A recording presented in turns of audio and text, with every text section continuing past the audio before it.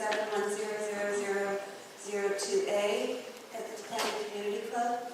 And I take great pride in being a poll worker. I've been a poll worker many times, and this was the most difficult one I participated in. It was most difficult because voter records differ from what voters expected in many cases. The polls were understaffed. One of our poll staff couldn't come, and we only had 2 poll workers, so we had to have volunteers. In that case, volunteers should really sign in. I agree with a lot of things that were said in a very short time, so I'll say our inspector also had no password. Poll workers were trying to get such a short time. There are several procedures that made this election more complicated. One of the primary ones was the huge number of people who told they voted by mail who did not request or receive it. Many people took an extra trip home to look for it. Some voted their ballots, others surrendered it at the polls. Okay. 2 changes in procedure could help verify the accuracy of the election. Hand counting of paper ballots and receipts to each voter. And I did email this to you earlier. I was a poll worker, Pasadena Seventh-day Adventist Church. A 72-year-old Latina woman who said it was her birthday came up to the table and said she wanted to vote. However, her ballot had been somehow switched over to Republican for the first time in her life, and she had no idea how this happened. This was one of several seniors of color who were switched to a Republican, and you can tell they showed up to the polls with great effort and took great pride in being able to cast a vote they felt that was being taken away. Another major problem I saw was mail-in ballots to people that had never requested them. They were given provisional ballots. This happened so often that I was no longer surprised when someone said that I had never requested to vote by mail.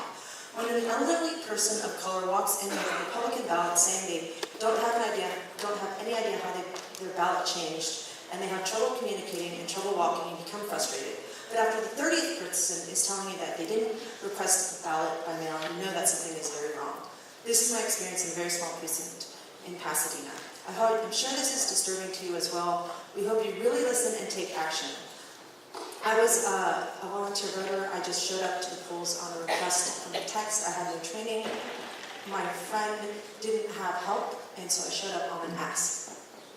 I'm a student at California State University, Los Angeles. I'm also a founder of Born Cal State Lake Converted. I just want to emphasize last state election, we only had 8% of 18 to 24-year-olds voting. This year, we actually had a presidential election of 1.8 million voters coming in, or re-registered voters. We had finals last week, also during this election period. Many students had to leave Cal State LA to go back to Auburn, to go back to Inglewood, to go back to wherever they want, so they can get their vote counted. Many of them went to other voting places and had to get a provisional ballot.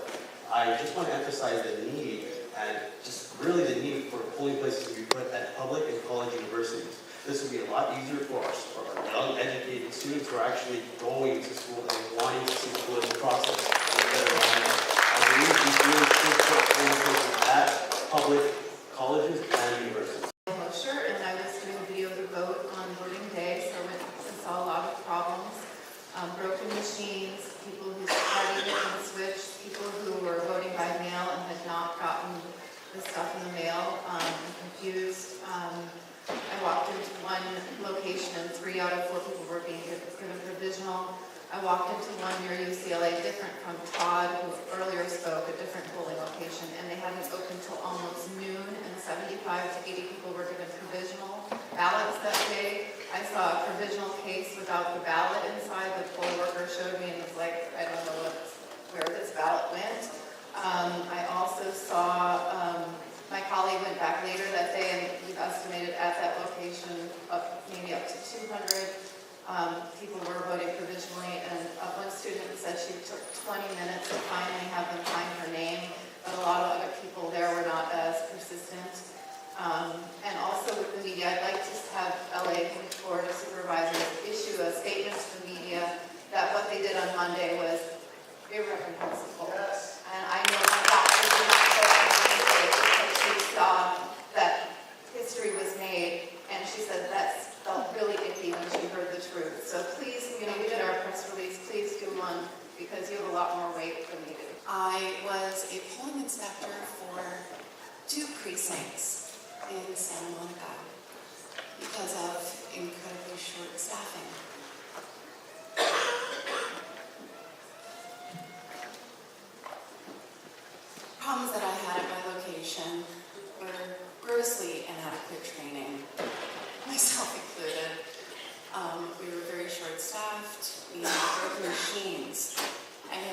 received my supplemental list.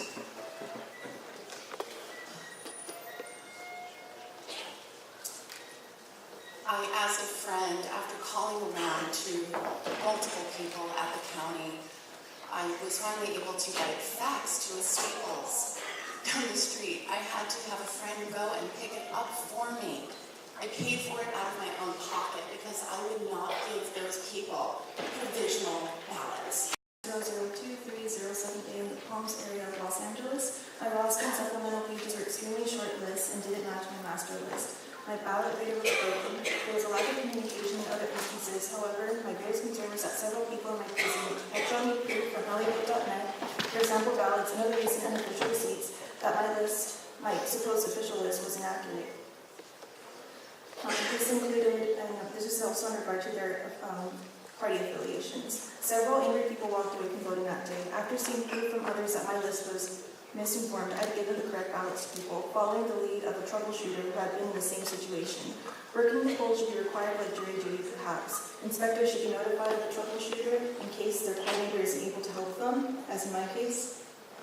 Poll workers should be required to receive training, and there should possibly be a penalty fine for last-minute worker cancellations. The Democratic statewide delegation is June 19th, this Sunday. I'd like to know if such a delegation could be affected by this election. I want to start with the fact that this board itself is lacking proportional representation of the majority, minority, community, voting community of Mexican Americans in LA County, thereby disenfranchising our community is a violation of the Voting Rights Act.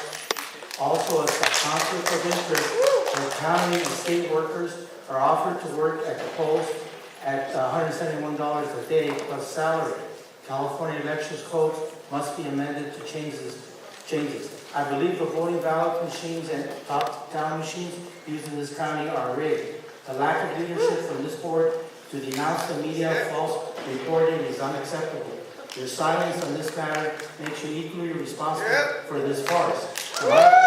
My polling site eyewitness and the unqualified staff at this site, specifically in regards to crossover ballots. I'm registered as a piece of Thank you. I was a poll clerk at the Santa Teresa Church over in Silver Lake. At my station, all poll workers for our district have quit the night before. I just happened to call in. I had called in to be a poll worker a week before. I hadn't heard that, so I called that Monday. And they said, yeah, they needed a lot of people. So I went in as a poll worker there. Over at the Alessandro School, which is close by, that was also a poll station. None of the workers showed up.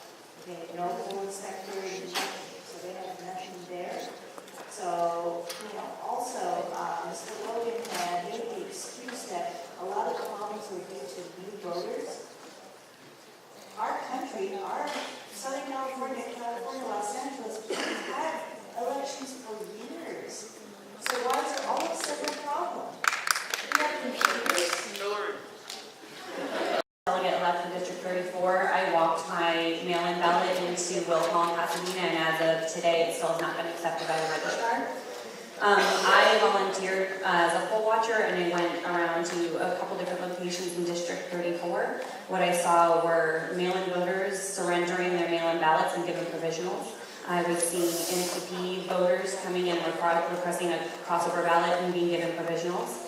I saw people coming in with their voter registration card and told that they weren't on the list and that they had to have a provisional. They then pulled out their phone and pulled up their registration status, showing that they were currently registered as a Democrat and that they were in fact at the correct polling location and had their little cardboard receipt, and they were given provisionals.